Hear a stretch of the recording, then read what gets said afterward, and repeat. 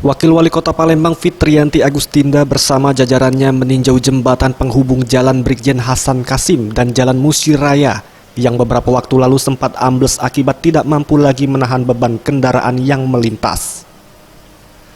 Dalam peninjauan tersebut, Wakil Wali Kota Palembang Fitriyanti Agustinda menjelaskan jika jembatan yang baru saja rampung diperbaiki ini akan segera dibuka dan dapat dilalui masyarakat. Namun untuk 1 bulan ke depan jembatan hanya boleh dilewati oleh kendaraan dengan berat di bawah 3 ton.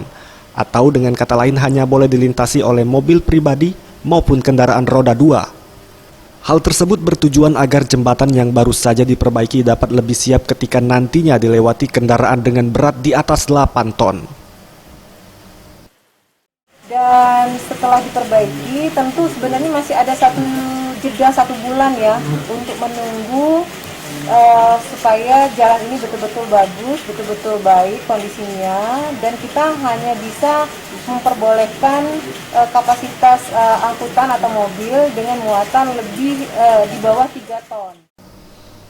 Ia menambahkan sebagai langkah antisipasi agar jembatan tidak dilewati kendaraan dengan berat di atas 3 ton, pihaknya akan memasang portal dan juga himbauan. Diharapkan langkah tersebut dapat dipahami dan diikuti oleh pengendara yang hendak melintas. Tim Liputan Sriwijaya TV.